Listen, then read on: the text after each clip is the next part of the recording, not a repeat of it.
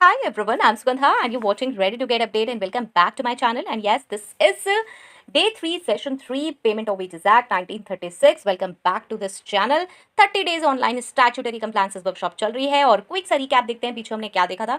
पीछे हमने देखा था Day 3 Session 2 जहां पे हमने देख लिए थे Section 2 जिसमें हमने देखी थी डेफिनेशन वेजेस की और Section 3 से 6। इससे पहले हम देख चुके हैं Section 1 जहां पे हमने इससे पहले के सेक्शंस देखे और मिनिमम वेजेस एक्ट 1948 हम कंप्लीट कर चुके हैं। तो अगर आपने नहीं देखा है तो 30 डेज स्टैट्यूटरी कंप्लायंसेस वर्कशॉप आपको मिल जाएगी पिन कमेंट से, वहां पे जाके ये सेशंस देख लीजिए। ओके, तो चलिए चलते हैं। आज हम देखने वाले हैं section 7 deductions which may be made from wages. तो make sure to subscribe this channel अगर पहली बार आए हैं और वो क्यूट सा बेल आइकन है उसको हिट कर लें। इसी के साथ साथ कोड ऑन वेजेस 2019 के 8 सेशंस आ चुके हैं, तो वो आप चेक कर सकते हैं। यहाँ पे चेक करेंगे तो 6 सेशंस आपको ऐसे ही मिल जाएंगे और मेंबरशिप लेनी पड़ेगी। और रेडी टू अप स्किल मेरा न्यू चैनल है, वहां पे जाके आप ऐसे ही देख सकते हैं। ओके, तो चलिए स्टार्ट करते हैं। और ये जो सेक्शन है इसमें 4 सबसेक्शंस हैं और जो सेकंड सबसेक्शन है उसमें 21 क्लॉजेस हैं क्यू तक। ओके, तो यहाँ पे ये थोड़ा लॉन्ग होगा इसलिए आज हम सिर्फ यही सेक्शन देखेंगे। चलिए स्टार्ट करते हैं। सबसे पहले, Notwithstanding the provisions of Railways Act 1989, the wages of an employed person shall be paid to him without deductions of any kind except those authorized by or under this Act. क्या कह रहे हैं? Notwithstanding the provisions of Railways Act. Notwithstanding मतलब हम उसकी बात नहीं कर रहे हैं, हम रेलवेज एक्ट का यहाँ पे रेफरेंस नहीं लेंगे। Not with standing the provisions of, वहां पर चाहे कुछ भी लिखा हुआ हो, यहाँ पे हम उसका डिस्कशन नहीं कर रहे हैं, हम उसे यहाँ पे कंसिडर नहीं करेंगे। और the wages of an employed person shall be paid to him without deductions, हम यहाँ पे कोई डिडक्शंस नहीं करेंगे चाहे रेलवेज एक्ट 1989 में कुछ भी लिखा हो। नॉट विद स्टैंडिंग का मतलब है हम उसके प्रोविजंस को यहाँ पे कंसिडर नहीं करेंगे, ठीक है। और हम कोई डिडक्शंस वेजेस में से नहीं करेंगे एक्सेप्ट दोज ऑथराइज्ड बाय और अंडर दिस एक्ट, या तो यहाँ इस एक्ट में ऑथराइज होंगी डिडक्शंस या फिर यहाँ पे लिखी हुई होंगी ऑथराइज्ड बाय और अंडर दिस एक्ट, ठीक है। तभी वो चीजें हम डिडक्ट करेंगे, तभी यहाँ पे डिडक्शंस होंगे। Explanation 1, every payment made by the employed person to the employer और his agent shall for the purposes of this act be deemed to be a deduction from wages. क्या कह रहे हैं इसमें? कह रहे हैं एम्प्लॉयड पर्सन जो है अगर एम्प्लॉयर को या उसके एजेंट को कोई भी अमाउंट पे करता है तो उसको हम डिडक्शन ही मानेंगे। डीम्ड इसका मतलब है हम उसे डिडक्शन मानेंगे, डीम का मतलब माना जाएगा, ठीक है। नेक्स्ट, एक्सप्लेनेशन 2 क्या कहता है? अब देखिए, any loss of wages resulting from the imposition for good and sufficient cause upon a person employed of any of the following penalties namely, देखिए पेनल्टी का मतलब आ रहा है तो यहाँ पे ये कह रहे हैं कोई लॉस ऑफ वेजेस है, हम उसे डिडक्ट कर रहे हैं और सफिशिएंट कॉज है, गुड एंड सफिशिएंट कॉज है, जो पर्सन एम्प्लॉयड है उसका हम डिडक्शन कर रहे हैं। किस वजह से कर रहे हैं? वो है पेनल्टीज है और गुड एंड सफिशिएंट कॉज है हमारे पास, ठीक है, तो वो हम कर सकते हैं। Namely the with holding of increment, the withholding of increment or promotion including the stoppage of increment at an efficiency bar, the reduction to a lower post or time scale or to a lower stage in a time scale or suspension। क्या कह रहे हैं ये?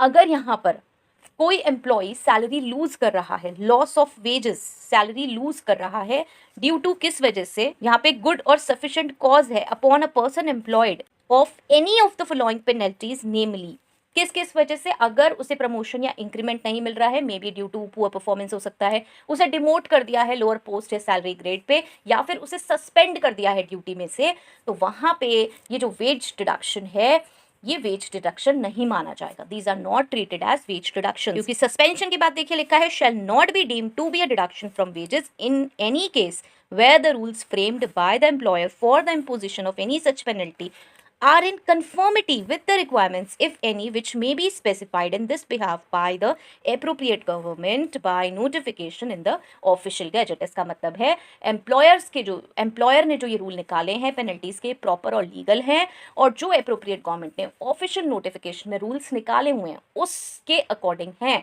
वो जो standard set किए हुए हैं, जो रूल्स बताए हुए हैं उसके अकॉर्डिंग है, इन कन्फर्मिटी, ठीक है। अगर वो पेनल्टी इन कन्फर्मिटी है, लीगल है, एथिकल है, तो हम उसे बेसिकली इलीगल डिडक्शन नहीं मानेंगे, उसे हम ऐसा डिडक्शन नहीं मानेंगे कि भाई आपने ये डिडक्शन क्यों कर दिया, ठीक है। तो वो अलाउड होगा अगर वो एज पर नॉर्म्स है। ओके, ये एक्सप्लेनेशन 2 ये कह रहे हैं। अब हम इसमें बताएंगे कि कौन कौन से डिडक्शंस अलाउड हैं। तो deductions from the wages of an employed person shall be made only in accordance with the provisions of this act and may be of the following kind only, namely. Okay, क्या है, कौन कौन से deductions allowed हैं? सबसे पहला fines है। अब ये जो फाइन्स है ना, इसको इन्होंने सेक्शन 8 में स्पेशली अलग से डिफाइन किया है कि कौन कौन सी चीजें फाइन में मानी जाएंगी। ऐसे ही आता है next B, deductions for absence from duty. अब देखिए यहाँ पे तो लिख दिया इन्होंने स्ट्रेट एब्सेंस फ्रॉम ड्यूटी, लेकिन एब्सेंस फ्रॉम ड्यूटी का एक्चुअल में मीनिंग क्या है, इसको प्रॉपरली ये इलेबोरेट करेंगे आगे के सेक्शंस में, मे बी सेक्शन 9। ओके, तो यहाँ पे खाली इन्होंने मेंशन कर दिया और इसका एक्सप्लेनेशन जो है वो सेपरेट सेक्शंस में आपको मिलेगा, सेक्शन 9 में deductions for absence from duty. ऐसे ही यहाँ पे कुछ क्यू तक क्लॉजेस आएंगे और उनमें से कुछ ऐसे क्लॉजेस होंगे जिनके एक्सप्लेनेशन अलग से जरूरी हैं, तो उनके लिए इन्होंने अलग से सेक्शंस बना दिए हैं। ठीक है, तो चलिए रीड करते हैं next. C, deductions for damage to और loss of goods expressly interested to the employed person for custody और loss of money for which he is required to account where such damage or loss is directly attributable to his neglect और default. इसका क्या meaning है? इसका meaning देखिए बिल्कुल simple है कि अगर कोई डिडक्शन हम किस लिए कर रहे हैं, कोई डैमेज हुआ है, कोई लॉस ऑफ गुड्स हुआ है जो कि एम्प्लॉयड पर्सन की कस्टडी में था, या कोई मनी का लॉस हुआ है जिसके लिए वो अकाउंटेबल था, उस डैमेज और लॉस के लिए वो डायरेक्टली एट्रीब्यूटेबल है क्योंकि वो उसकी नेग्लेक्ट या डिफॉल्ट की वजह से हुआ है, तो ये डिडक्शन अलाउड है। इसे सिंपल एक एग्जाम्पल से समझ सकते हैं कि अगर एक एम्प्लॉय है और हमने उसे गुड्स दिए हैं, ठीक है, अब उसके पास गुड्स रखे हुए हैं बहुत सारे और वहां पे चोरी हो जाती है और वो उसकी वजह से हो जाती है, केयरलेस था, उसने लॉक नहीं लगाया, ठीक है, और या वो लॉक बिना लगाए मतलब डोर ओपन करके चला गया स्टोर से, ऑब्वियसली तो फिर थेफ्ट होगी, मतलब उसने बताया कि यार मेरे से गलती हो गई, नेग्लेक्ट था, डिफॉल्ट था, पता चल रहा है, तो इस तरह के जो डिडक्शंस है, वो जो लॉस ऑफ मनी होगा वो आप डिडक्ट कर सकते हो, वो अलाउड है। ये एक जस्ट एग्जाम्पल है, यहाँ पे कहना सिर्फ इतना है कि आपकी रिस्पॉन्सिबिलिटी थी, आपके डिफॉल्ट के वजह से कोई लॉस हुआ, तो वो जो loss of money, loss of goods है, वो हम डिडक्ट कर सकते हैं आपकी वेजेस से। ठीक है, सिंपल, जैसे कि नॉर्मली होता भी यही है, तो ये वही उन्होंने यहाँ पे डिफाइन किया है कि अपना लॉस आप ले सकते हो। नेक्स्ट आता है deductions for house accommodation supplied by the employer और बाय गवर्नमेंट। इसको यहीं से पढ़ते हुए चलते हैं क्योंकि थोड़ा बड़ा है। हाउस अकोमोडेशन सप्लाई की है एम्प्लॉयर ने या फिर गवर्नमेंट है या किसी हाउसिंग बोर्ड सेटअप ने अंडर किसी लॉ और एनी अदर अथॉरिटी, किसी और अथॉरिटी ने engage in the business of subsidising, जो सब्सिडाइज मतलब कम रेंज पे, कम रेट पे हाउस अकोमोडेशन देता है, which may be specified in this behalf by the appropriate government by notification in the official gazette. अगर इस तरीके का कुछ है तो आप डिडक्ट कर सकते हो house accommodation. Next is deductions for such amenities and services supplied by the employer as the appropriate government or any officer specified by it in this behalf may by general or special order authorize। कोई भी amenities या services जो कि employ supply कर रहा है और appropriate government ने बताया हुआ है या फिर किसी ऑफिसर ने जर्नल या स्पेशल ऑर्डर से उसे ऑथराइज किया हुआ है, ये आप डिडक्ट कर सकते हैं। ठीक है, next is deductions for recovery of advances of whatever name including advances for travelling allowance और कन्वेंस अलाउंस। ठीक है, इसमें क्या है, डिडक्शंस आप कर सकते हैं रिकवरी ऑफ एडवांसेस, किसी भी नेचर की हो सकती हैं वो, जो कि ट्रैवलिंग अलाउंस है, कन्वेंस अलाउंस है, एंड द इंटरेस्ट ड्यू, उस पर जो कोई इंटरेस्ट है due in respect thereof और for adjustment of over payment of wages, over payment of wages है वो भी। नाउ यहाँ पे मैं रिक्वेस्ट करूंगी आपसे बिल्कुल कि कोड ऑन वेजेस के सेशन जरूर देखें, वहाँ पे भी ये सेक्शंस हमने डिस्कस किए हैं पेमेंट ऑफ वेजेस के, मैंने बहुत एग्जांपल्स भी वहाँ पे कोड करे हैं, ये वही चीज़ें सेम रिपीटेड हैं यहाँ पर। Payment of wages act code on wages 2019 में इंक्लूडेड है, वहाँ पे हमने इसे कवर कर लिया है बहुत अच्छे से, तो आप इसे वहाँ भी चेक कर सकते हैं बिकॉज वो अब न्यू है। पेमेंट ऑफ वेजेस एक्ट ज़रूर एक बेसिक है जिससे आपको बेसिक पता होने चाहिए, और अब लेकिन लेटेस्ट जो चीज़ें चलेंगी आगे भी फ्यूचर में वो आपको पढ़नी ही पड़ेंगी, और वो है कोड ऑन वेजेस 2019, तो प्लीज़ वहाँ के सेशन ज़रूर देखें। Next is deductions for recovery of loans made from any fund constituted for the welfare of labour in accordance with the rules approved by the appropriate government and the interest due in respect there of. क्या कह रहे हैं इसमें कह रहे हैं कि deductions recovery of loans के अगर हैं, ठीक है, या फिर from any fund constituted for the welfare of labour in accordance with the rules approved by the appropriate government, और उस पर जो इंटरेस्ट है ये आप डिडक्ट कर सकते हैं। अब इसमें नीचे बता रहे हैं deductions for recovery of loans, मतलब नेक्स्ट में ट्रिपल एफ में जो आप रिकवरी करोगे ग्रांटेड फॉर हाउस बिल्डिंग और other purposes approve by the appropriate government and the interest due thereof in respect, okay, interest due in respect thereof, okay, ये भी आप यहाँ से डिडक्ट कर सकते हैं। Next is deductions of income tax payable by the employed person, income tax का भी आप डिडक्शन कर सकते हैं। Deductions required to be made by order of the court, जो ऑर्डर ऑफ द कोर्ट के हैं, और other authority competent to make such order, ठीक है, ये भी आप कर सकते हो deduct. Next is deductions for subscriptions to and for repayment of advances from any PF to which the PF fund applies or any recognized provident fund or any provident fund approved in this behalf by appropriate government during the continuance of such approval। ये थोड़ा सा technical लग रहा है, तो चलो इसे discuss कर लेते हैं। इसमें ये कह रहे हैं सिंपल कि यहाँ पे कौन सी डिडक्शंस अलाउड हो सकती हैं, और ये है रिलेटेड टू पीएफ, ठीक है, प्रोविडेंट फंड्स। तो इसमें ये कौन सी डिडक्शन की बात कर रहे हैं, एम्प्लॉय कॉन्ट्रीब्यूशन, जो ये सब्सक्रिप्शन है टू द पीएफ, या फिर डिडक्शन है रीपेइंग अ लोन और advance taken from the PF, क्योंकि ये कह रहे हैं रीपेमेंट ऑफ एडवांसेस। तो repayment of advances from any PF, अगर पीएफ में से कोई लोन या एडवांस लिया है, ठीक है। और डिडक्शंस जो हैं वो अलाउड है only for certain approved type of PFs. कौन कौन से इसमें मेंशन किया हुआ है, एक तो है हमारा PF govern by PF act 1925, फिर है recognised PF as defined under income tax act 1961, और पीएफ जो कि अप्रूव्ड हो गवर्नमेंट से, ठीक है, अप्रोप्रिएट गवर्नमेंट से। फाइन, ये यहाँ पे ये कह रहे हैं। उसके बाद deductions for payments to cooperative societies approved by the appropriate government or any officer specified by it in this behalf or to a scheme of insurance maintained by Indian Post Office। अगर कोई payment है to cooperative societies तो यहाँ पे वो deduct हो जाएगा। देखिए ये बहुत सिंपल लिखा हुआ है, यहाँ पे कहीं पे भी आपको ऐसा लग रहा हो कि कोई चीज़ समझ नहीं आ रही है, आप यहाँ पे कमेंट सेक्शन में नोट डाल सकते हैं। मैं नेक्स्ट सेशन में भी इसे बता दूंगी, मैं कमेंट सेक्शन में भी आपको बता दूंगी, ठीक है। और ये सारी चीज़ें हमारी कोड ऑन वेजेस में भी कवर हो रही हैं, तो मेरी रिक्वेस्ट रहेगी प्लीज़ आप उसे ज़रूर चेक करें।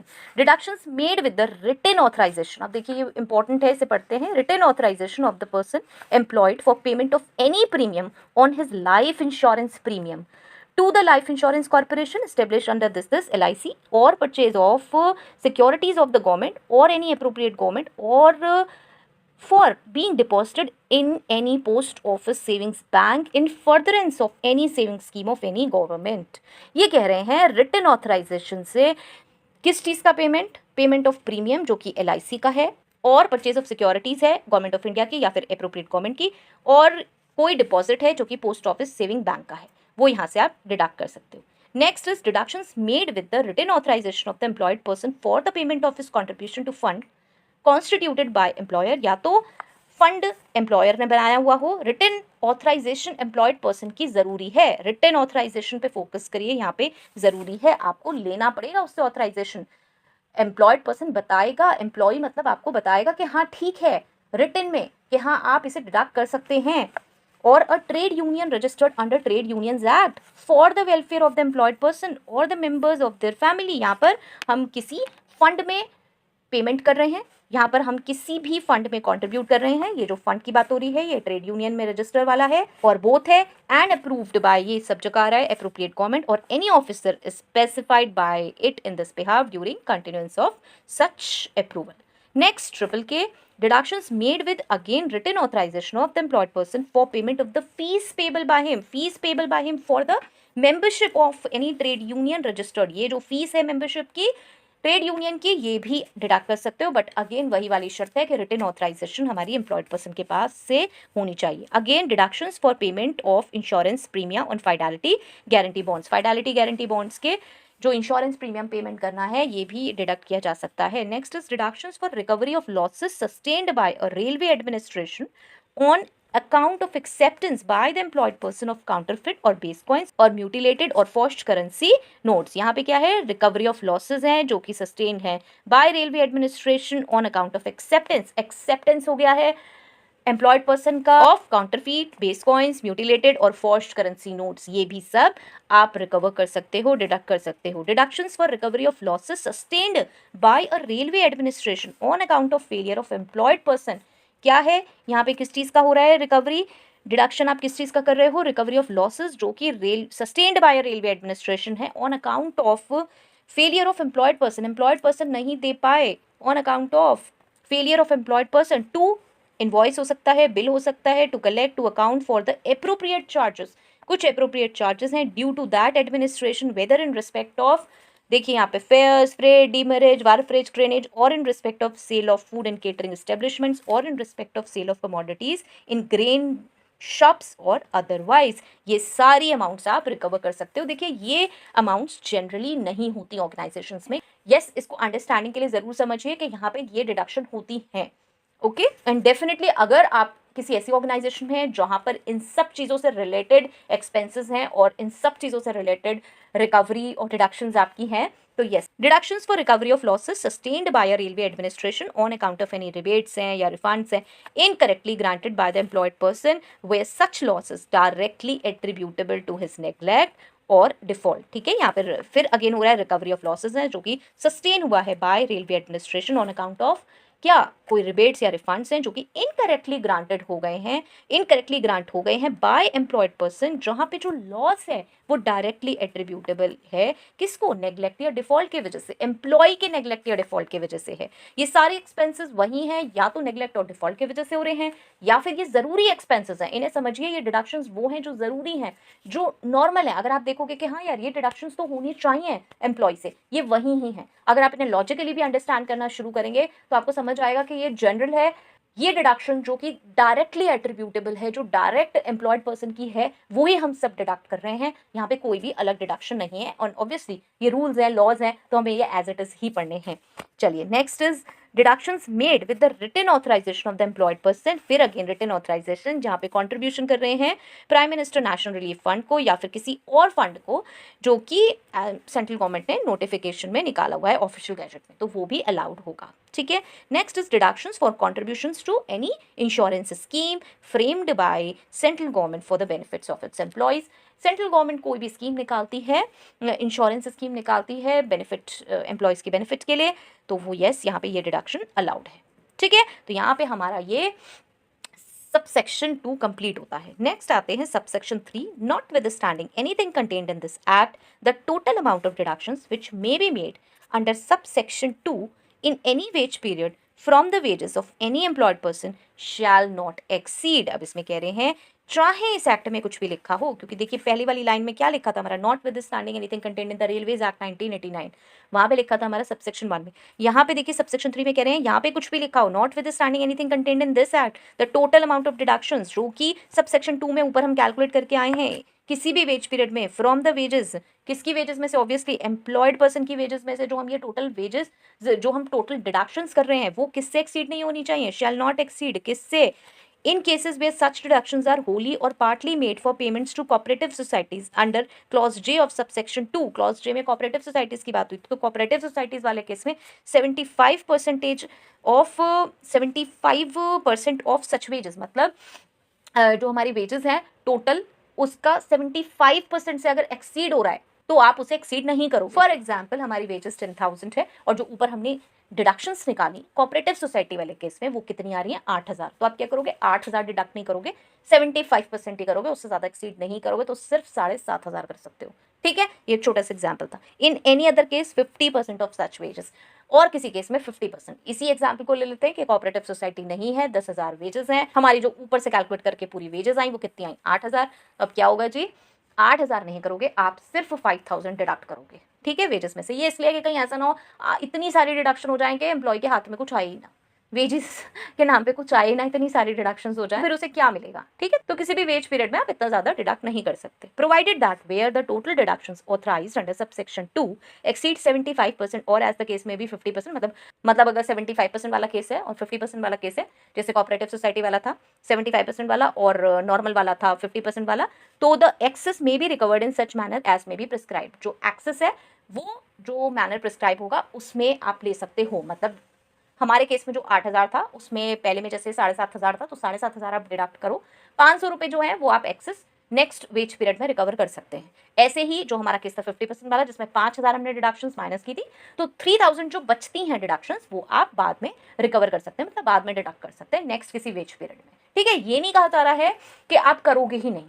ठीक है, इसमें ये बता दिया कि जो अमाउंट रिमेनिंग हो जाएगा वो जैसे प्रिस्क्राइब्ड है वैसे रिकवर हो जाएगा, लेकिन एक वेज पीरियड में आप एक्सीड नहीं करोगे 75% से ज्यादा और 50% से ज्यादा। कोऑपरेटिव सोसाइटी में वही 75% और एनी अदर केस में 50% से ज्यादा आप एक वेज पीरियड में डिडक्शंस नहीं कर सकते।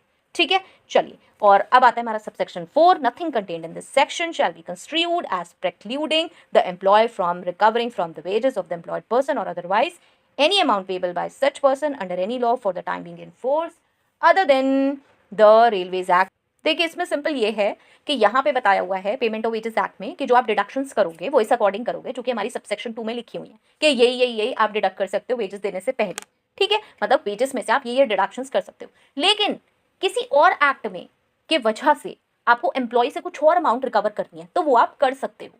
ऐसा नहीं है कि यहाँ पे कह दिया कि ये डिडक्शन अलाउड है तो सिर्फ यही अलाउड है। दूसरे एक्ट के एज पर कोई और पेनल्टी या कुछ और लॉस या कुछ और रिकवरी करनी है तो वो आप कर सकते हो। बस इसमें कह दिया कि रेलवेज एक्ट के हिसाब से नहीं कर सकते, और किसी भी एक्ट के में आपको रिकवरी करनी है, किसी और एक्ट में कोई अमाउंट निकल के आ रही है उस वजह से आपको एम्प्लॉय से रिकवरी करनी है तो वो आप कर सकते हो, बस रेलवेज एक्ट को कंसिडर करके नहीं कर सकते, ठीक है। मतलब किसी और लॉ के अकॉर्डिंग टैक्स लोन्स पेनल्टीज आ रही है तो वो एम्प्लॉयर ले सकता है, डिडक्ट कर सकता है वेजेस में से। पर यहाँ पर जो चीजें बताई हुई हैं वो यहाँ पे डिडक्ट करनी है। किसी और एक्ट और लॉ की वजह से अगर आपको रिकवरी करनी है तो वो आप कर सकते हो, ठीक है।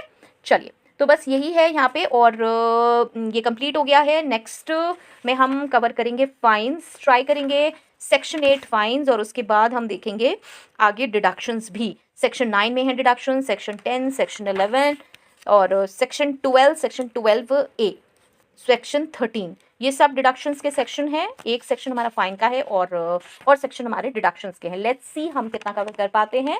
आई होप सो ये हेल्पफुल होगा। हेल्पफुल है मुझे जरूर बताएं। बेयर एक्ट है, मैं ट्राई कर रही हूँ आप सिंपली इसको समझ पाएं। Okay, so till next video, all the very best, stay happy, stay safe, thanks for watching, bye bye.